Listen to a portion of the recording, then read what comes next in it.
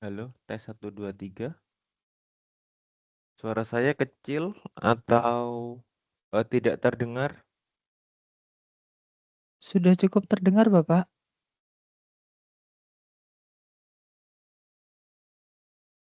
Halo,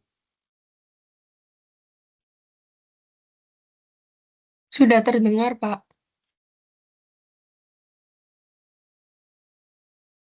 tes.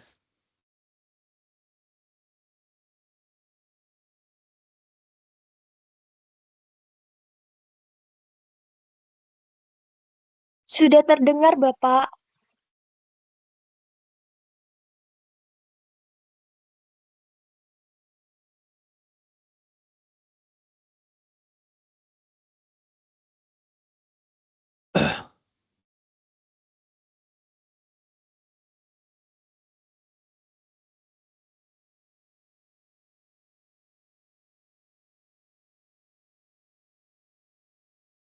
Eh, Coba ada yang jawab.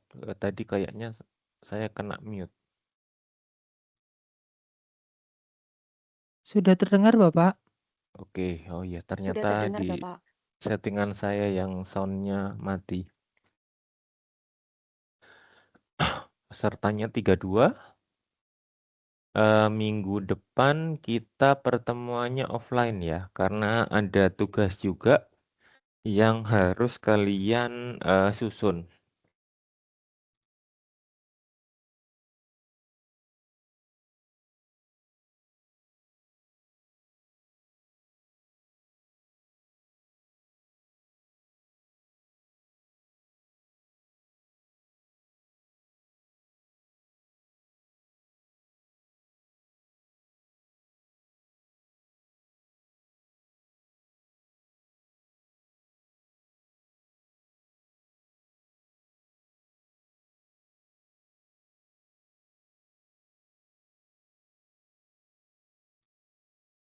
Permisi, Bapak, Ya, mohon maaf. silakan. Di jadwal yang Ibu Ika kirim untuk minggu depan tanggal 18 itu sudah berwarna merah, Bapak. Oh gitu. eh Nggih. Berarti nanti saya masuk lagi tanggal berapa ya berarti? Kan harusnya saya 3 pertemuan ya.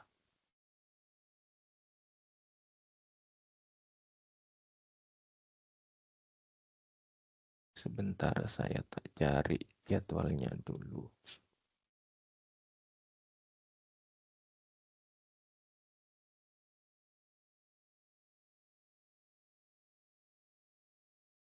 Hmm, hmm, hmm.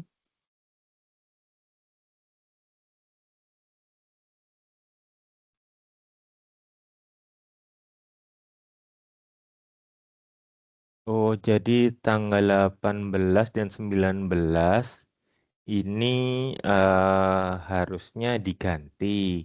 Nanti gampang untuk penggantiannya. Nanti tugasnya kira-kira saya assignment tanggal 24 April itu hari apa ya? Tanggal 26 dah tugasnya nanti. Saya buat tanggal 26 April. Tugasnya nanti tidak banyak, cuman buat bisnis plan tapi dalam bentukan namanya BMC. Bisnis model Canva. Jadi cuma 1 lembar saja. Nanti itu dikumpulkan dan dibuat untuk video presentasinya. Nanti tugasnya gitu, kelompok. Ini satu kelasnya ada berapa orang ya? Izin menjawab, Bapak, ada Hmm? 49. Ada 49, berarti eh dibuat 5 kelompok aja ya satu kelas ya. Soalnya BMC ini model baru untuk bagaimana mempresentasikan ke investor.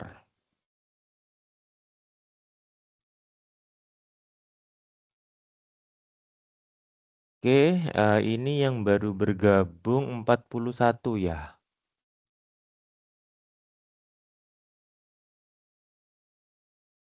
Yang belum bergabung, tunggu sebentar.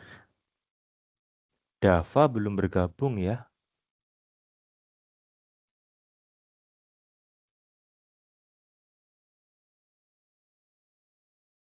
Enaknya kalau di tim ini saya bisa melakukan presensi, jadi tahu mana yang masuk dan mana yang enggak.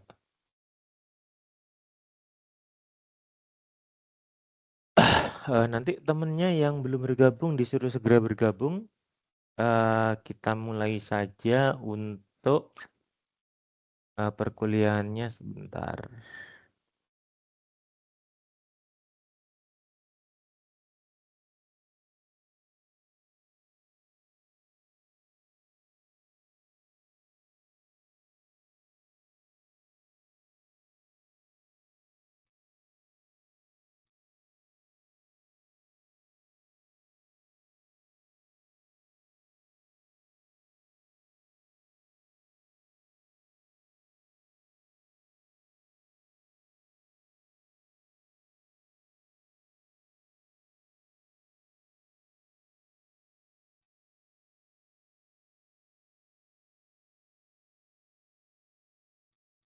Ini share. Share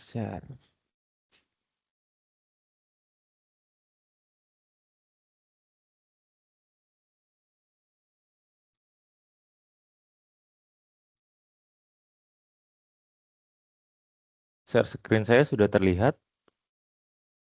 Sudah, Bapak. Oke, kita mulai ya. Assalamualaikum warahmatullahi wabarakatuh. Terima kasih untuk kehadirannya. Pada pagi ini kita akan belajar bagaimana cara pengelolaan sediaan farmasi, alkes, dan BMHP di apotek. Nanti Bu Ika juga akan membawakan materi tentang pengelolaan alkes BMHP di klinik dan di rumah sakit. Nah, perbedaannya adalah nanti untuk di klinik dan di rumah sakit itu ada yang sering digunakan namanya teknik ABC Venn. Untuk di klinik itu untuk teknik Venn itu jarang digunakan karena harus ada formulariumnya. Nah, untuk di klinik, untuk di apotek kan jarang ada formulariumnya. Sehingga untuk teknik Venn itu jarang digunakan di apotek. Oke, minggu kemarin kalian sudah belajar bagaimana cara mendirikan apotek yang perlu surat untuk sertifikat lah. Nah, itu sekarang. Tapi kalau kalian nanti mendirikan pada tahun kalian, tidak tahu ya kan regulasinya bisa berubah. Yang pertama. Terus yang kedua, daripada mendirikan apotek, menurut saya lebih menguntungkan mendirikan SPPG untuk MBG. Karena kemarin saya coba hitung-hitung, untuk laba bersihnya tidak korupsi itu 1 tahun 1,3 M. Nah, oke, sekarang kita masuk di pengelolaan sediaan farmasi dan alkes dan BMHP di apotek.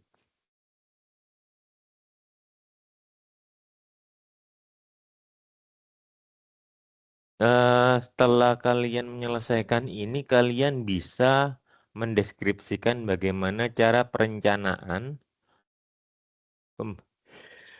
Alhamdulillah, pembelian atau pengadaan, penerimaan, penyimpanan dan pengelolaan narkotika, psikotropika dan prekursor serta OOT. Untuk disediaan ini, sorry, tampilannya gini. Mana tadi?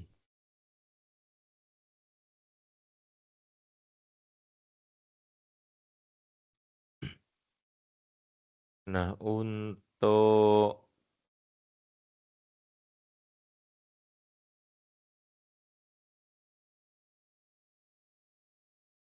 perencanaan, bagaimana kalian merencanakan suatu di suatu pengadaan di apotek? Jadi bagaimana cara untuk memutuskan obat mana yang harus dibeli? Biasanya itu menggunakan parameter epidemiologi penyakit yang paling banyak di sekitar tempat kalian mendirikan apotek. Contoh, kalian mendirikan apotek di daerah Puger, di mana di sana terdapat perusahaan semen. Nah, kalau ada perusahaan semen otomatis kan banyak debu. Kalau banyak debu berarti yang paling banyak nanti adalah penyakitnya ISPA.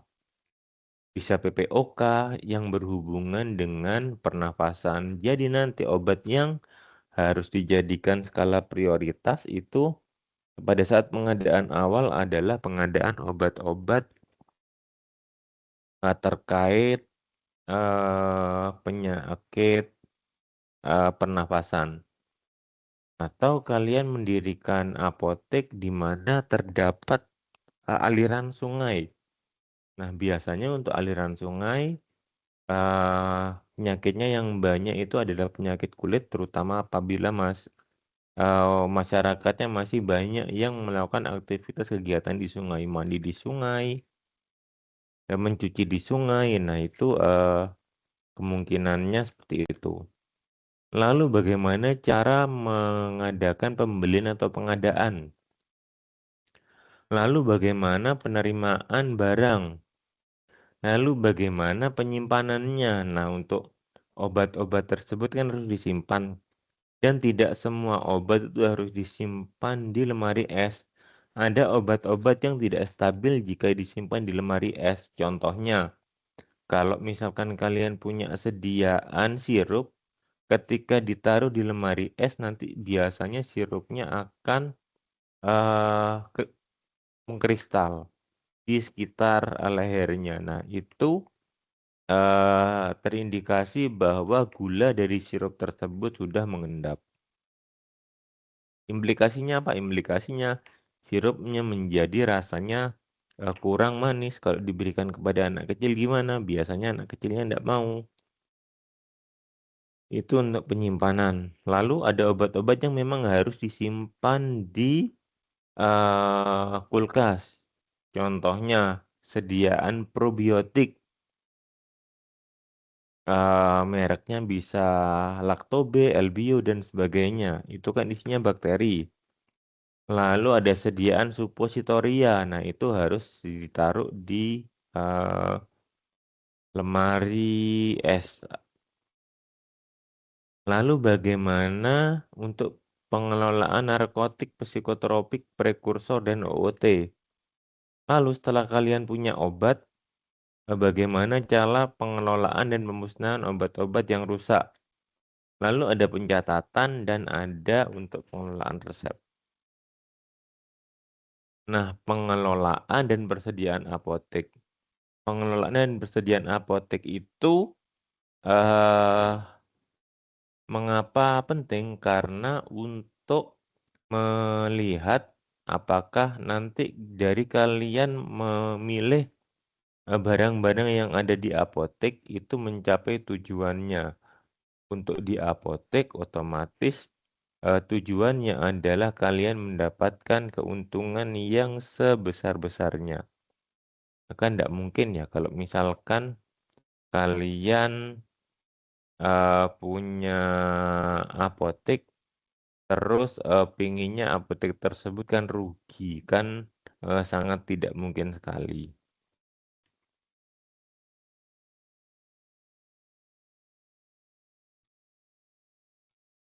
Saya dikena pencet.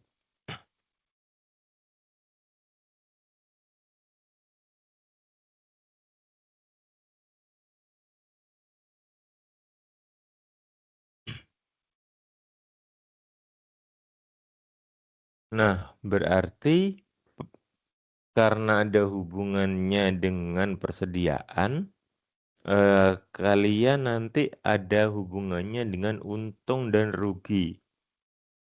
Terus setelah itu kalian harus melakukan persediaan. Persediaan ini adalah tujuannya untuk permintaan pasien. Harus ada safety stoknya. Mengurangi lead time, obat kosongnya berapa lama. Lalu menyeimbangkan antara pemesanan dan penyimpanan. Serta memanfaatkan diskon dari PBF. Kenapa persediaan ini penting? Karena apabila nanti kalian melakukan persediaan yang banyak, otomatis inventory kalian akan banyak. Ketika inventory kalian akan banyak, maka di sana terjadi namanya obat uangnya itu berhenti, tidak bisa bertukar, kan uangnya kan dalam bentuk obat. Nanti Pak kan bisa diretur. Nah, pada saat perjalanan dari obat datang ke retur, itu kan ada waktu. Nah, waktu di sini itu dia kan yang bisa menentukan apakah pada saat perjalanannya waktu tersebut itu bisa mendapatkan uang. Contohnya, kalau misalkan lagi bulan puasa seperti ini, otomatis obat-obat yang tinggi penggunaannya adalah obat-obat antasida. Nah, karena kalian ada diskon, misalkan obat diare, karena kalian menyetop obat diare yang banyak, sehingga nanti tidak bisa membeli antasida. Ketika kalian tidak membeli antasida, otomatis di situ nanti terjadi kemungkinan kemungkinan kalian potensi keuntungan yang harusnya didapatkan jadi tidak bisa dioptimalkan.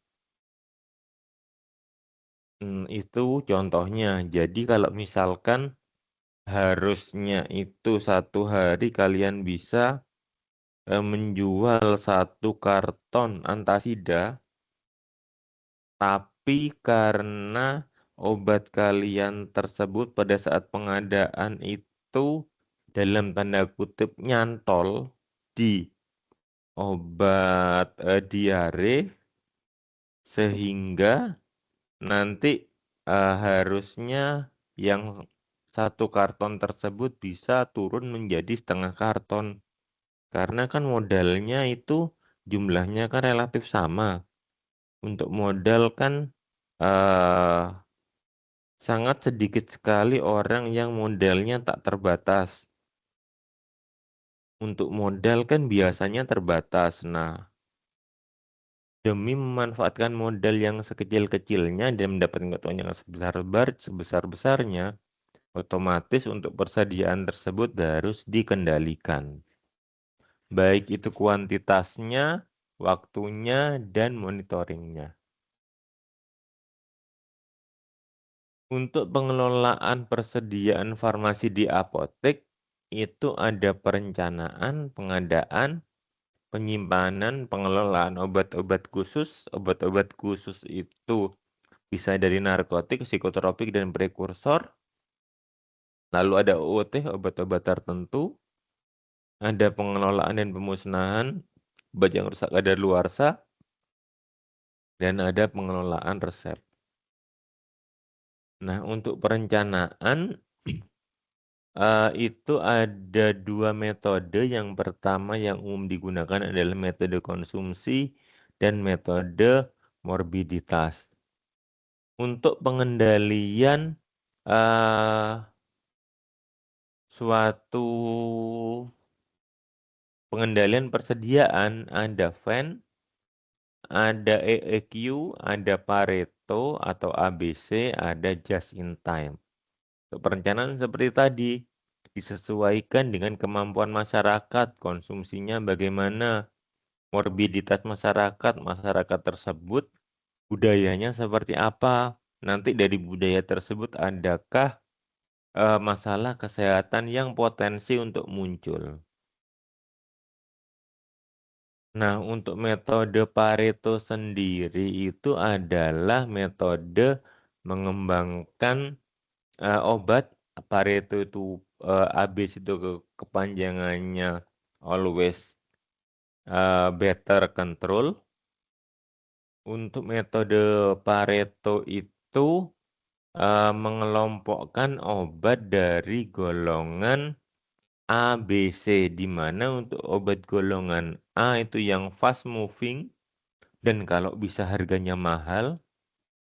Lalu yang B itu adalah penjualannya agak lambat jika dibandingkan dengan A, tetapi banyak digunakan. Nah, untuk obat-obat yang C itu adalah yang paling slow moving dan sudah slow moving harganya paling murah. Nah, untuk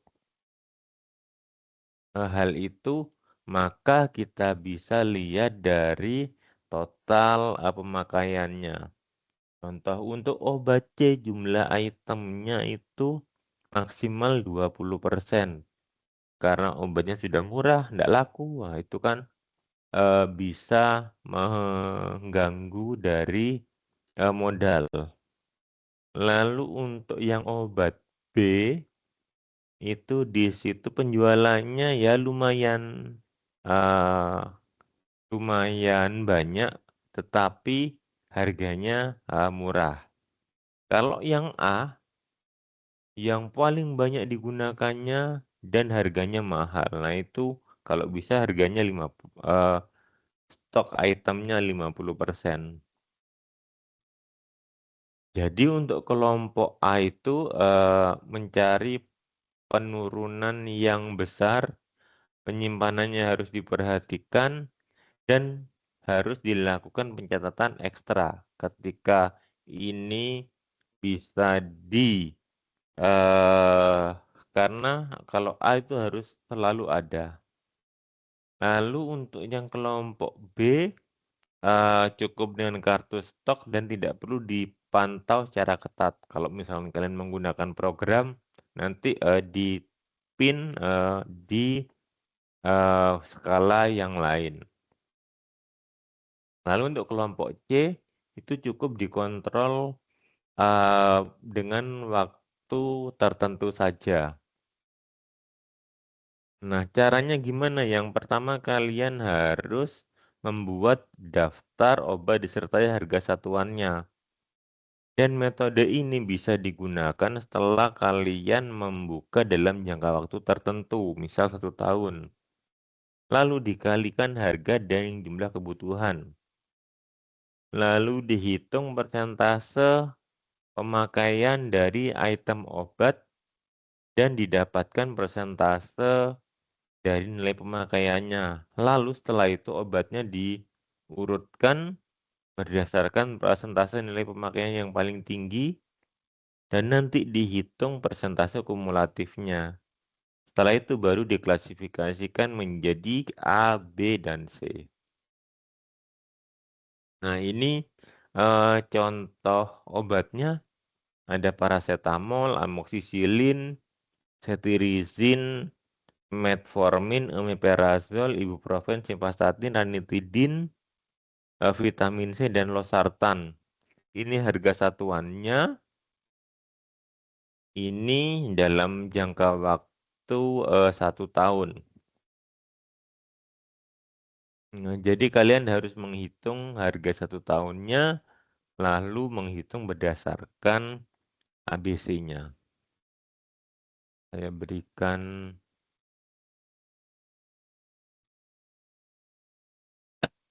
jadi kalian mengalihkan harga satuannya dengan jumlah yang dijual 1 tahun. Berarti total penjualannya di sini adalah 10 juta. Lalu yang amoxicillin 12,5 juta, yang cetirizin 66 juta, dan sebagainya. Nah, dari obat tersebut baru kalian lakukan persentase. Untuk persentasenya dari totalnya ini, total 100% omsetnya, itu dibuat persentasenya berapa persen. Lalu dibuat persentase kumulatif. Persentase kumulatif itu apa? Yang persentase ini ditambah persentase bawahnya.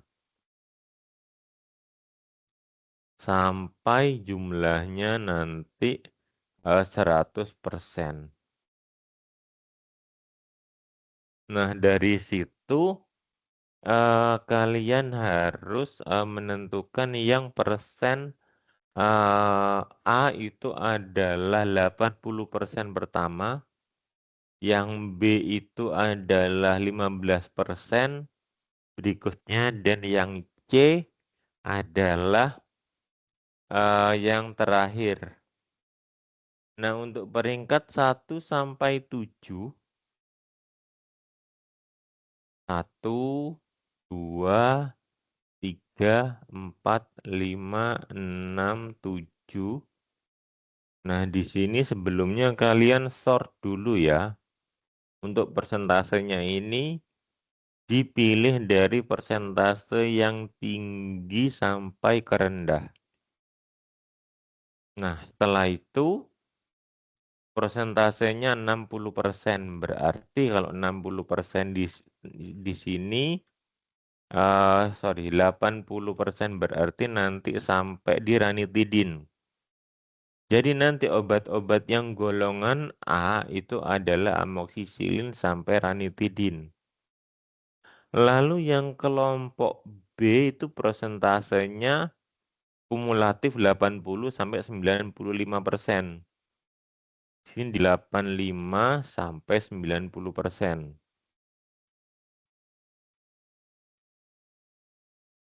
Jadi nanti obat-obat yang golongan B adalah simvastatin dan losartan. Dan yang di kelompok C sisa itu adalah yang 5% terakhir. Nah, ini patokannya. 80% pertama, 15% berikutnya, dan 5% terakhir. Pak, itu kok 15,86? Kan 15 ini plus minus ya. Pak, yang ini nggak sampai 5%. Kan 5% ini plus minus. Jadi nanti kurang lebih patokannya adalah 80% yang A. Ketika di sini nggak ada sampai 80% sampai 80% lebih, maka yang di stop adalah batas atasnya. Jadi yang di stop sampai 77%. Terus yang C yang sisa adalah cetirizin. Jadi cetirizin itu nanti kontribusinya hanya 6,49%. Nah, dari sini obat yang yang angka 1 sampai 7 itu harus sampai lebih dari 50% yang ada di pengadaan kalian.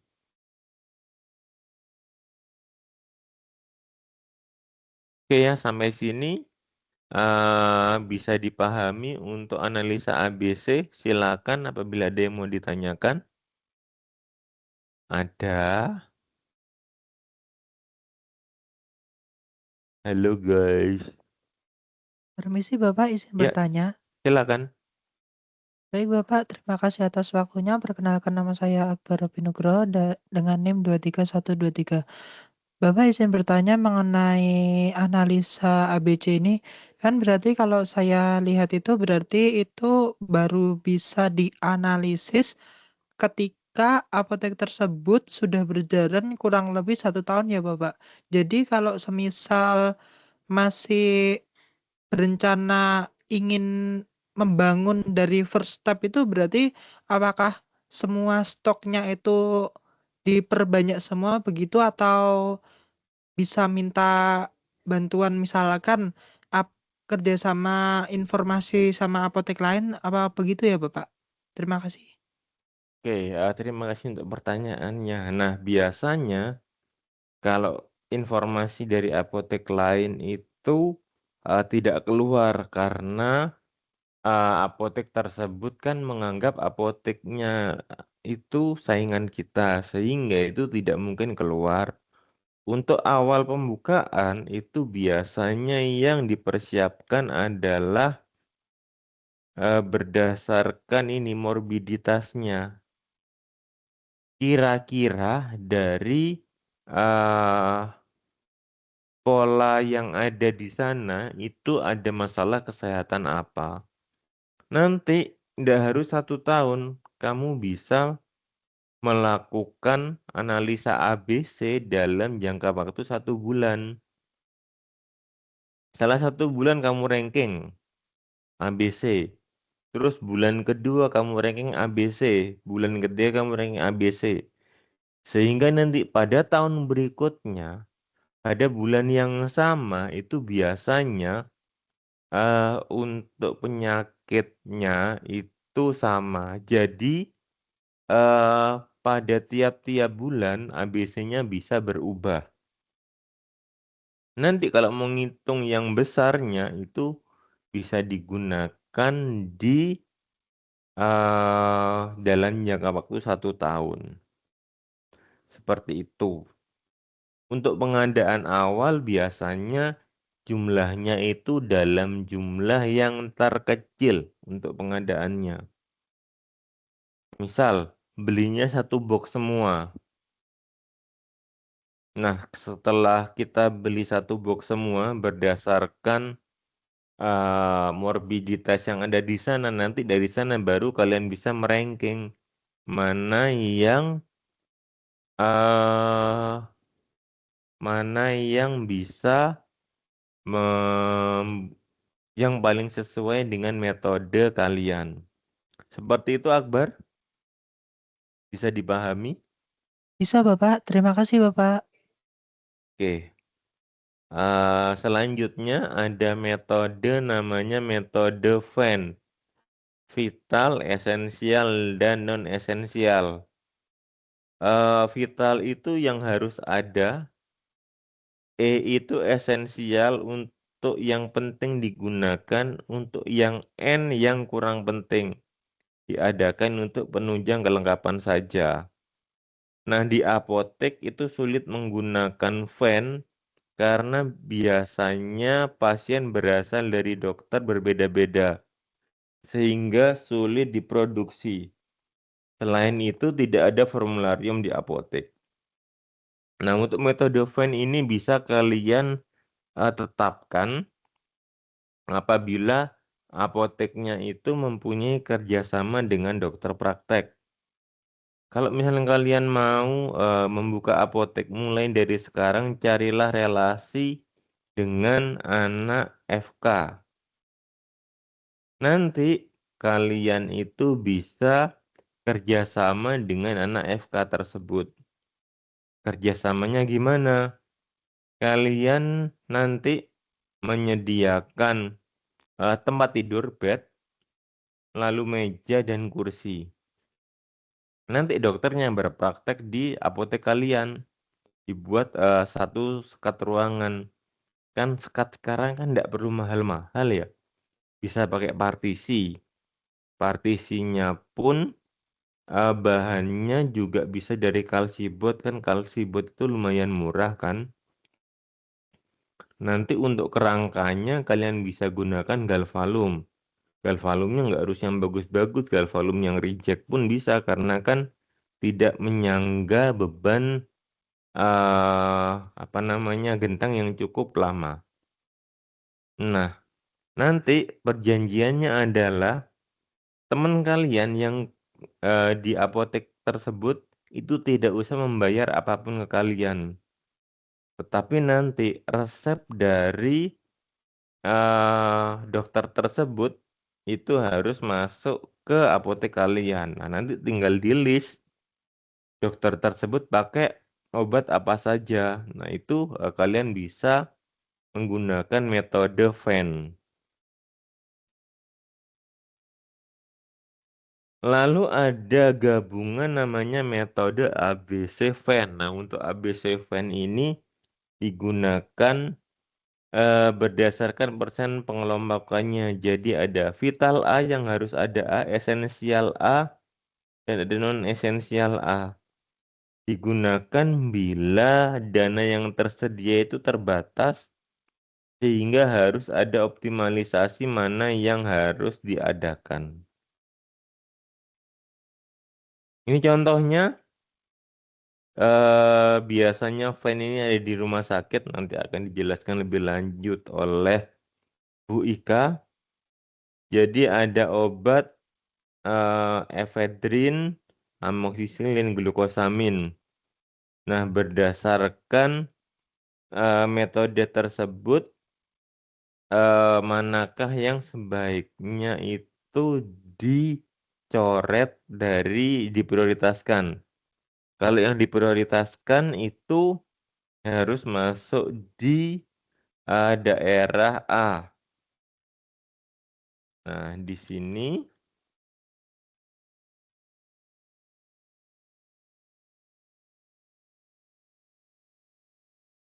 yang harus diprioritaskan di sini adalah efedrin yang nomor 1. Lalu amoksisilin, karena Venn dulu baru ABC. Lalu glukosamin, ini yang harus ada.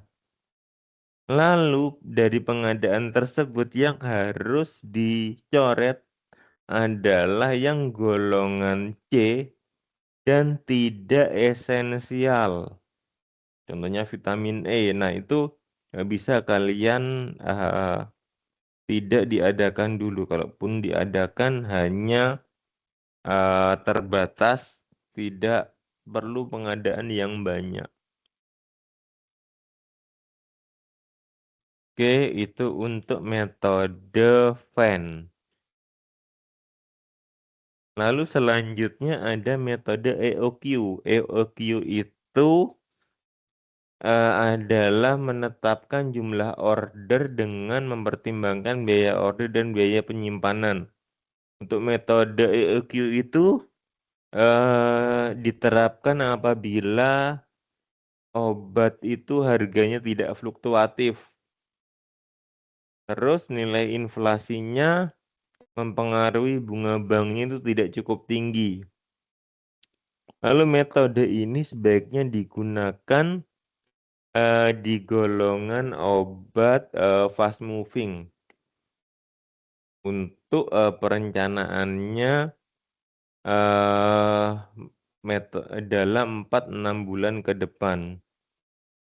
Lalu asumsinya pada metode EQ itu tingkat penjualan obat bertahun-tahun mendatang bersifat pasti, sehingga bisa digunakan dia membutuhkan cara yang ditetapkan secara pasti. Jadi untuk EEQ itu adalah mengoptimalkan antara biaya dan unit.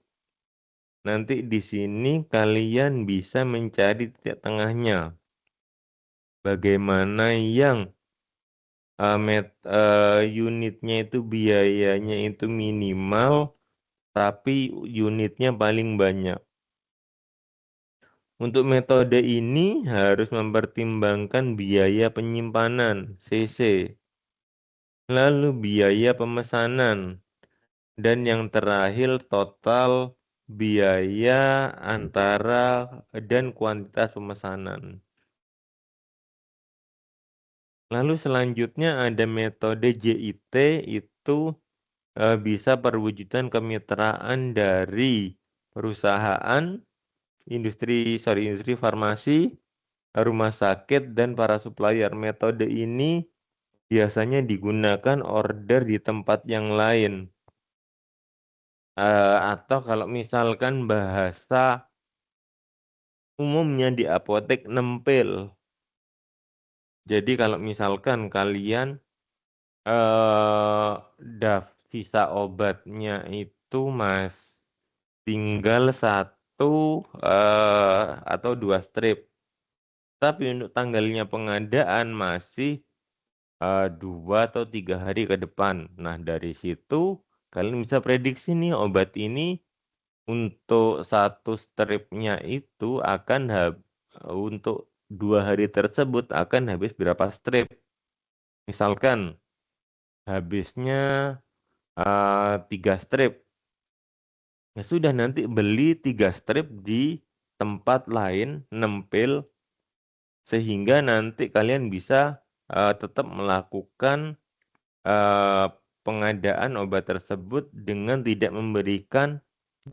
membeli satuan terkecil. Karena untuk di apotek tersebut, untuk bisa membuat apotek tersebut konstan, salah satunya adalah dengan kedisiplinan untuk melakukan pemesanan.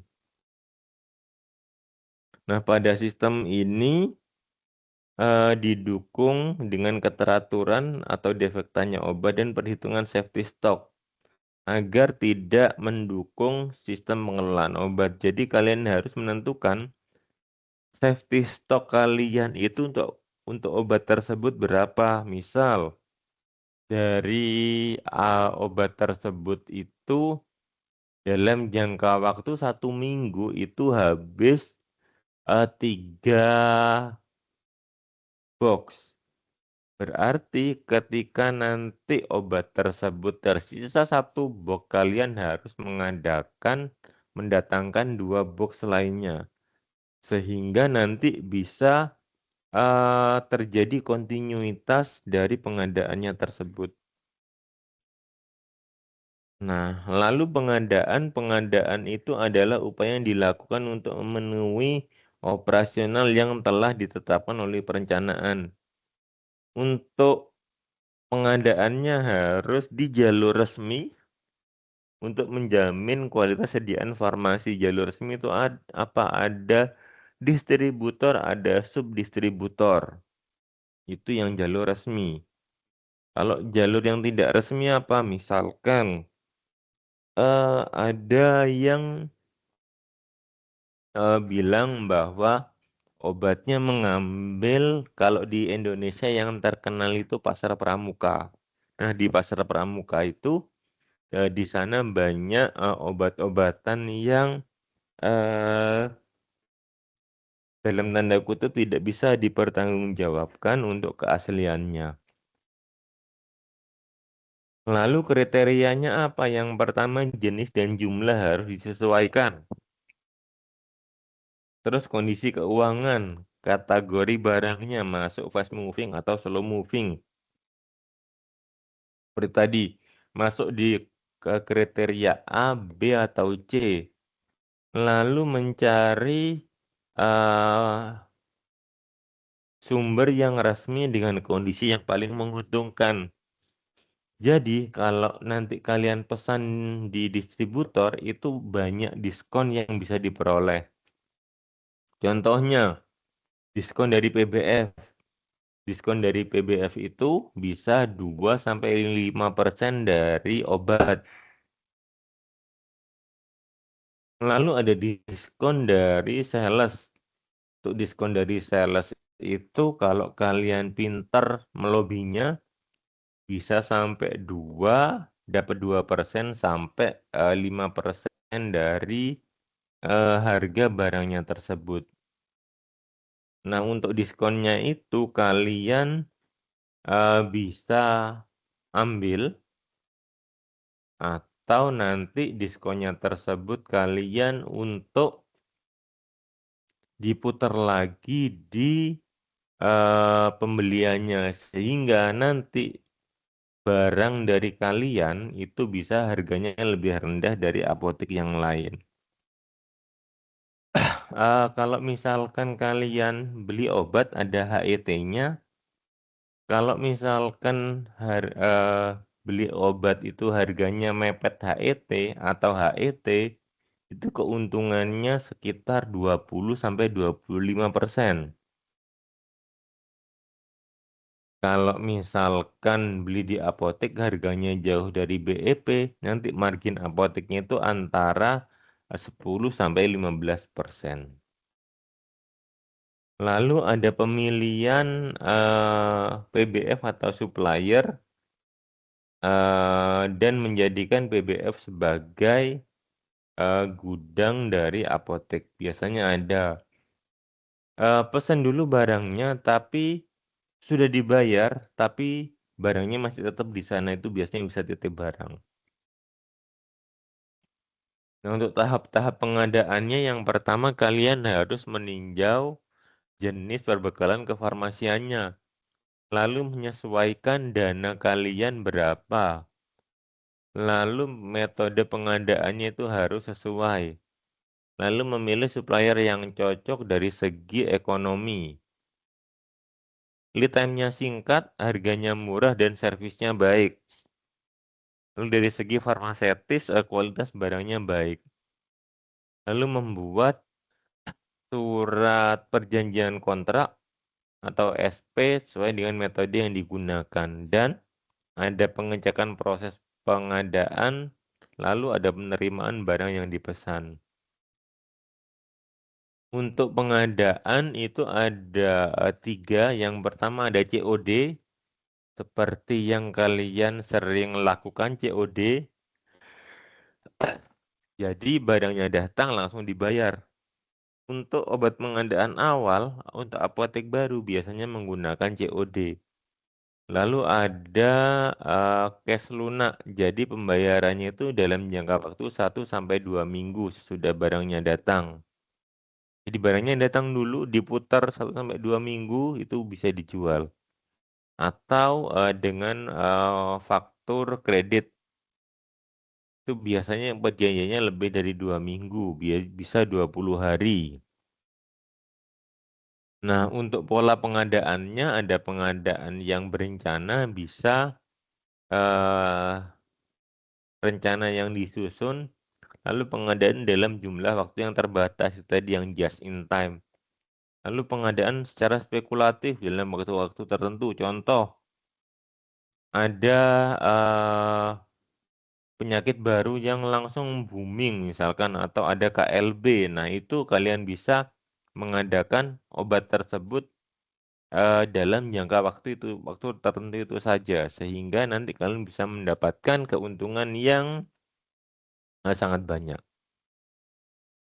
Untuk pemesanan, apabila stok habis, maka dilakukan pencatatan di buku defekta. Ada buku defekta untuk mencatat barang yang habis itu apa saja. Lalu pemesanan itu jangan sampai habis obatnya yang ada di buku defekta. Misal tadi, kalian tinggal 1 strip, kalian catat dulu di buku defekta. Tujuannya apa dicatat di buku defekta? Nanti tujuannya adalah untuk melakukan cross check. Apakah obat tersebut itu benar-benar habis atau tidak. Lalu pemesanan menggunakan SP yang ditandatangani oleh apoteker. Lalu untuk SP itu ada 5. Ada SP reguler, SP obat biasa, ada narkotik, ada psikotropik, ada prekursor. Prekursor ini biasanya digunakan untuk obat-obat yang bisa disintesis menjadi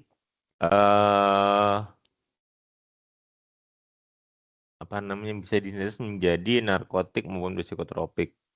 Lalu ada OOT, obat-obat tertentu itu yang potensi untuk disalahgunakan. Contoh SP, prekursor, jadi ada nama apoteker penanggung jawabnya. Lalu di surat pesanan ini kepada siapa, namanya, terus distributornya mana, alamatnya mana, nomor teleponnya berapa, dan ditulis semua. Obat prekursor farmasi tersebut dipergunakan untuk namanya apotek kalian apa.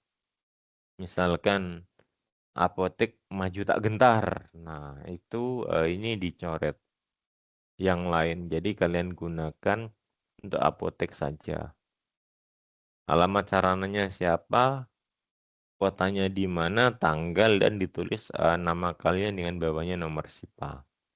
Itu untuk prekursor. Lalu untuk, jangan lupa nanti ditanda tangan dan distempel. Untuk psikotropik itu formatnya hampir sama, yang membedakan kopnya di sini.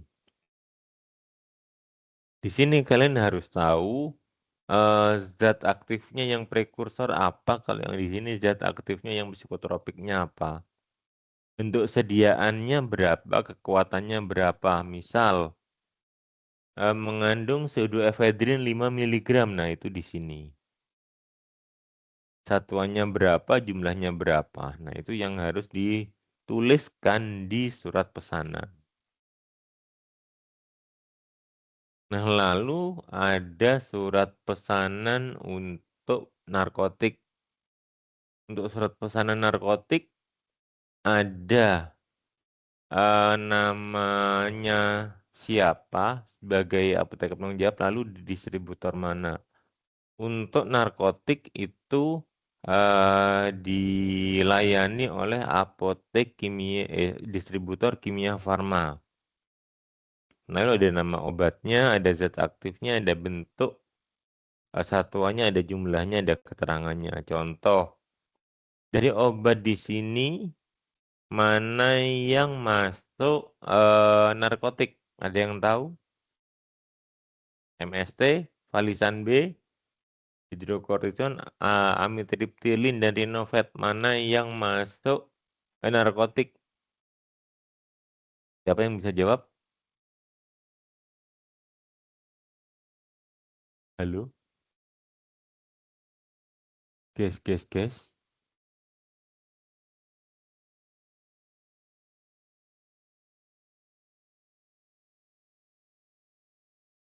Siapa yang bisa jawab? Mana yang masuk narkotik? Izin jawab, Pak. Iya. MST Continuous. Oke. Berarti nanti yang ditulis di sini adalah MST continuous. Zat aktifnya apa MST? Morfin, Bapak. Morfin. Bentuk dan kekuatan sediaannya, bentuknya apa? Di sini tertulis Tab Tablet, Bapak. kekuatan sediaannya 10 mg, Bapak. 10 mg. Jumlah satuannya di sini berapa? Pakai box. Pakai box. Nanti jumlahnya 1. Gitu ya. Kalau untuk mengisi SP. Nanti keterangannya kalian bisa tambahkan kalau misalkan ada kebutuhan tertentu. Oke? Nah, terus mana yang masuk OOT, obat-obat tertentu?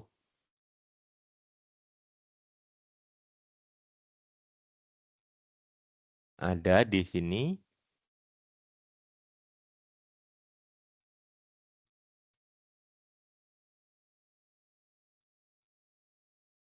Ada benda, guys? Sepertinya tidak ada, Bapak. Ya, nanti dilihat lagi ya. Mana yang bisa disalahgunakan. Ada ini, amitriptilin. SSRI, serotonin reuptake inhibitor. Itu sering disalahgunakan. Digunakan agar menimbulkan perasaan yang tenang. Saking tenangnya, biasanya sih disalahgunakan untuk ya seperti apa namanya, seperti kalau misalkan menggunakan narkotik, tapi tidak termasuk golongan narkotik. Lalu selanjutnya ada penerimaan. Penerimaan itu disepakati dari salesman yang datang membawa surat pesanan dan fakturnya rangkap 3. Yang pertama untuk PBF, untuk penagihan, dan 1 lembar untuk apotek. Faktur asli itu akan diserahkan di apotek ketika sudah dilakukan pelunasan pembayaran.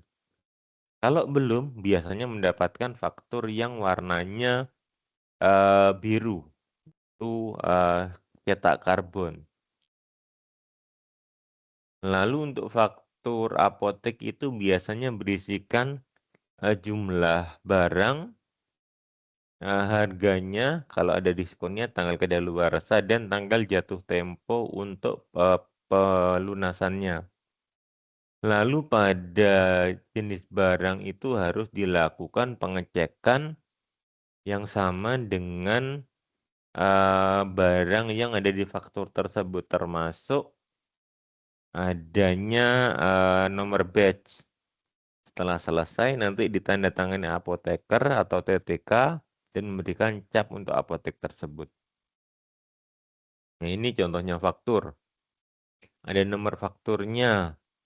Terus setelah itu ada total penjualannya.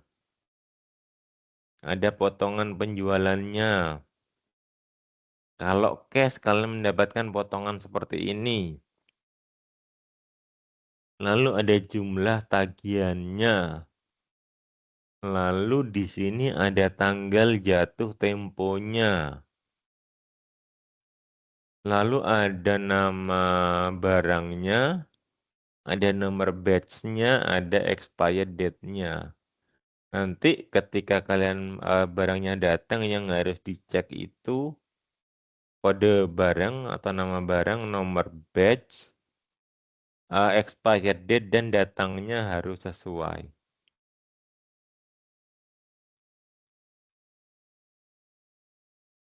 Nah, lalu ada obat-obat itu harus disimpan dalam wadah asli. Kenapa tidak boleh dikeluarkan? Karena bisa terjadi kontaminasi pada yang sebelumnya. Dan untuk yang di wadah yang lama itu biasanya ada nomor batch dan tanggal kadaluarsa. Lalu perlu diperhatikan untuk menyimpan bahan yang mudah terbakar. Contohnya apa di apotek yang mudah terbakar? Ada yang tahu?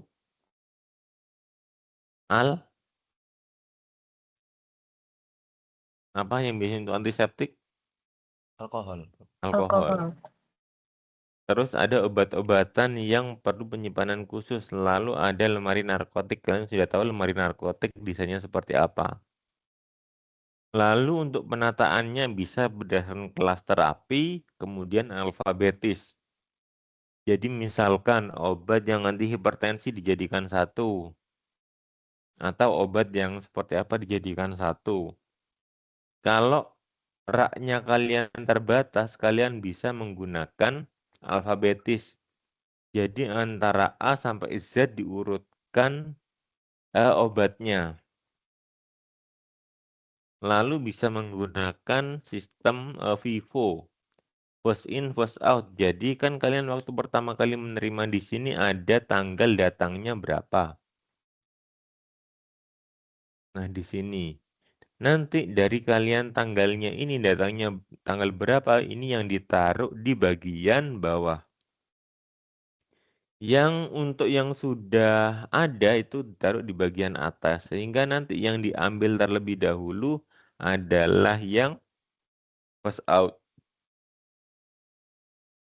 Lalu ada FIFO, first expired, first out. Misal, di distributor ada diskon untuk pengadaan obat tertentu. Di tempat kalian obat tersebut fast moving. Jadi misalnya 6 bulan sebelum expired biasanya itu kan didiskon. Jadi di tempat kalian nanti yang first expired itu ditaruh di atas. Yang obat-obat yang datang sebelumnya ternyata expirednya masih 1 tahun itu ditaruh di bagian bawahnya. Sehingga nanti ketika yang diambil itu adalah yang expirednya datang terlebih dahulu. Nah, biasanya ini digunakan untuk display. Kalau misalkan di Indomaret, itu yang di display yang paling depan itu biasanya expirednya yang paling dekat. Jadi biasanya kalau misalkan kalian beli barang di supermarket atau minimarket, kalian ambil barang yang paling belakang itu biasanya expired date-nya yang paling lama. Baru naruh biasanya.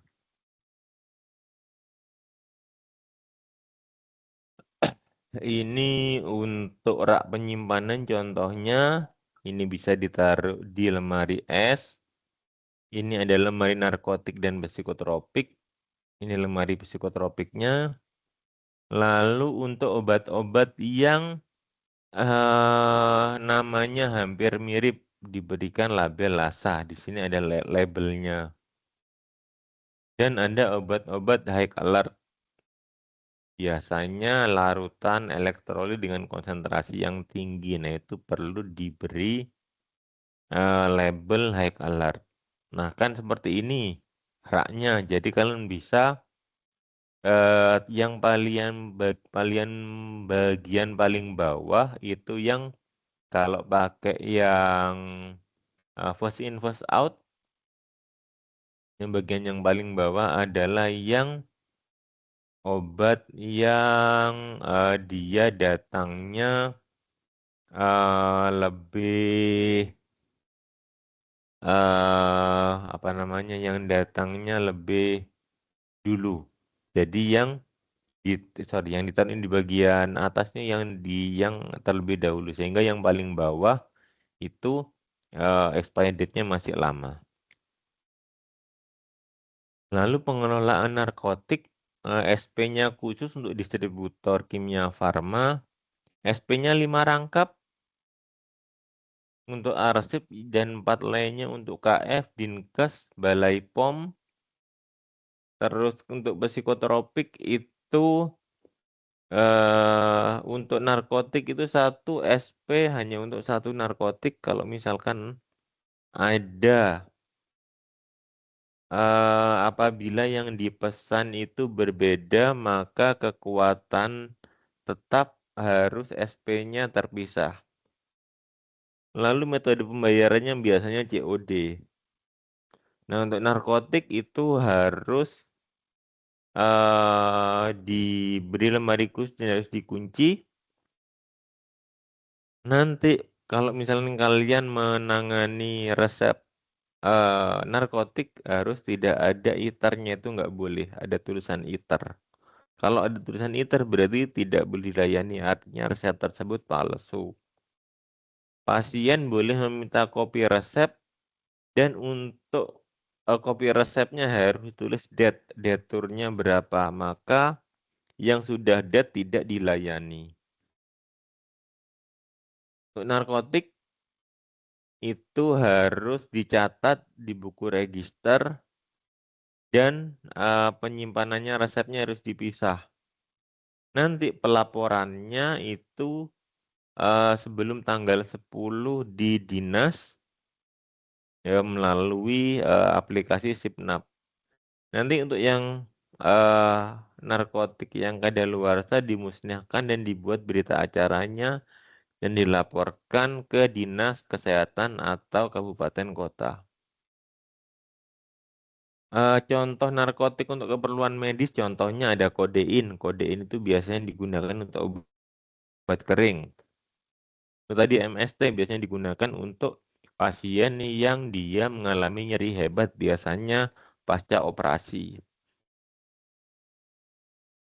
Psikotropik, untuk psikotropik itu SP-nya khusus dan rangkap 3, 1 untuk arsip, 1 untuk PBF, dan untuk lampiran pengiriman. Untuk psikotropik itu penyerahannya harus dengan resep dokter. Nah, untuk psikotropik ini masih boleh iter ya. Untuk kopi resepnya baru dilayani dari di apotek mana saja. Jadi untuk kopi resepnya yang baru bisa dilayani di apotek mana saja. Untuk yang narkotik itu untuk pelayanan resepnya itu kalau misalkan ada date-nya itu bisa dilayani. Untuk di antar kota, misalkan kalian ada resep, kalian membuka apotek di Surabaya, lalu ada apotek dari Jember isinya narkotik, kalian berhak untuk menolak resep tersebut. Lalu ada prekursor atau OOT, obat ini dengan penanganan khusus. Untuk prekursor itu harus memperhatikan kewajaran sesuai kebutuhan. Perlu dilakukan screening apabila di luar batas kewajaran. Untuk pemusnahan prekursor harus dilakukan oleh APJ dan disaksikan oleh petugas BPOM atau Dinkes dan dibuat dokumentasi berita acara. Untuk pengelolaan OOT itu menggunakan form khusus seperti SPOOT. Untuk obat yang expired, jadi harus dilakukan pencatatan. Setiap prosesnya harus dimulai dari pengadaan, penyimpanan, dan pencerahan stok kepada penjualan dan pencatatan lainnya. Laporannya ada 2, internal dan eksternal. Untuk yang internal, untuk stok of name biasanya digunakan untuk dalam 1 tahun, minimal 1 tahun stok of name itu dilihat sisa dari barang di apotek kalian berapa. Bisa untuk eksternal, biasanya untuk sipnap, prekursor, perpajakan, dan sebagainya. Untuk obat yang expired date dimusnahkan dan dibuat berita acaranya rangkap 3. Dan harus ada saksi yang dikirimkan ke BPOM atau Dinkes. Untuk pemusnahan selain narkotik dan psikotropik, saksi cukup dari apotek. Untuk pemusnahan dari psikotropik dan narkotik harus ada wakil dari Dinkes kabupaten atau kota. Oke, demikian untuk materi hari ini. Apakah ada yang ingin ditanyakan? Silahkan, apabila ada yang ingin ditanyakan, saya buka sesi pertanyaan. Halo? Permisi Bapak, saya Ya, izin silakan. bertanya. Untuk yang terkait metode APCVN ini, sebelumnya kan saya sudah pernah dapat materinya di mata kuliah pilihan studi penggunaan obat. Nah, SPO. bagaimana ya Pak?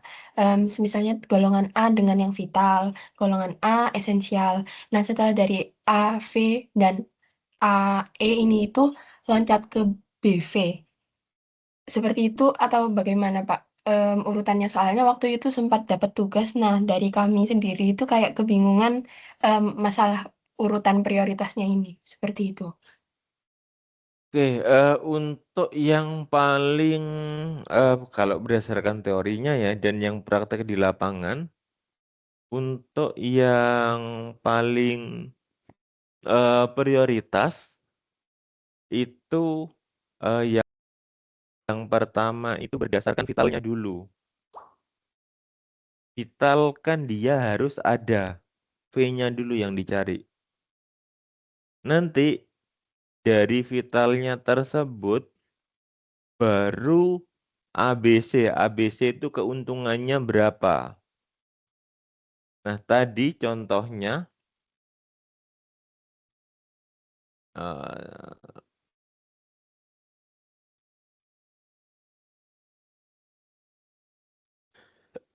ini ya kalau di ranking ya. Efedrin masuk vital dan golongan A. Berarti ini harus selalu ada. Amoksisilin vital golongan B. Itu harus selalu ada. Nah, setelah itu masuk ke yang glukosamin. Glukosamin ini harus ada. Tetapi untuk pengadaannya masih slow moving. Otomatis karena seperti itu yang digunakan adalah esensial dulu. Karena di sini yang menguntungkan. Seperti itu. Jadi 1, 2, 4 perhatikan ya. 3, 5, 6 baru yang di sebelah C-nya itu biasanya loncat 1. Bisa dipahami, Mbak? Bisa, Pak. Jadi untuk urutannya tersendiri itu AV, BV, CV, lalu loncat ke AE, BV, BE, dan AN. Seperti itu. Bisa seperti itu. Atau kalau kemampuan spasial kalian bagus bisa seperti itu. Kalau kalian menggunakan kemampuan numerik 1, 2 terus ditambah 1. 3 berarti tambah 1 jadi 4 kan di sini. Yang 3 lari kemana? Yang 3 lari ke A bawahnya.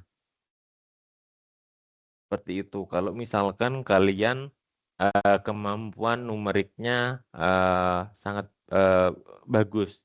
Tapi kalau kemampuan ruang kalian bagus, bisa membayangkan ada VA, VB, EA. Nah, itu kan bisa seperti itu. Terserah mau pakai metode yang mana. Yang jelas, yang kalau misalkan yang tidak masuk prioritas itu yang vitamin E di sini. Karena di vitamin E di sini sudah non esensial, nggak laku-laku juga.